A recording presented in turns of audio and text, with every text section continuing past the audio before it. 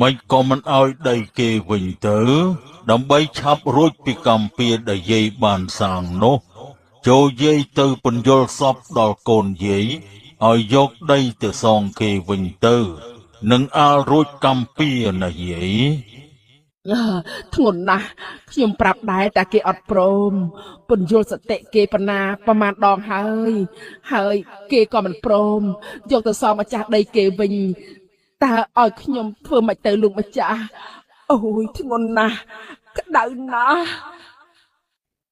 យើងទុកពេលឲ្យយាយម្ដងទៀត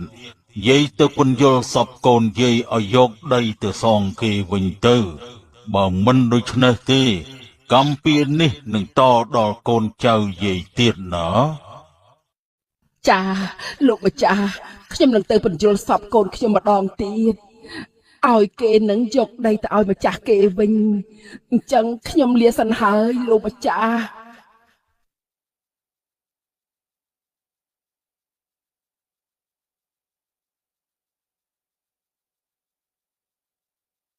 កូនអើយម៉ែវេទនាណាស់កូនយកដីទៅឲ្យគេវិញទៅណាកូនម៉ែវេទនាខ្លាំងណាស់ដីដែលយើងរំលោភយកដីរបស់គេយកទៅឲ្យគេវិញទៅណាកូន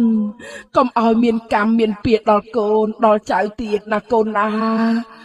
ឲ្យទៅគេវិញទៅកូនអូយយកដីទៅឲ្យម្ចាស់គេវិញទៅណាកូនម៉ែធ្ងន់ណាស់ក្តៅខ្លាំងណាស់អូ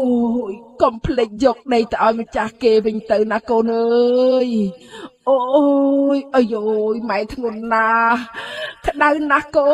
នម៉ែទៅវិញហើយកូនកុំភ្លេចយកដីទៅឲ្យម្ចាស់គេវិញណាកូន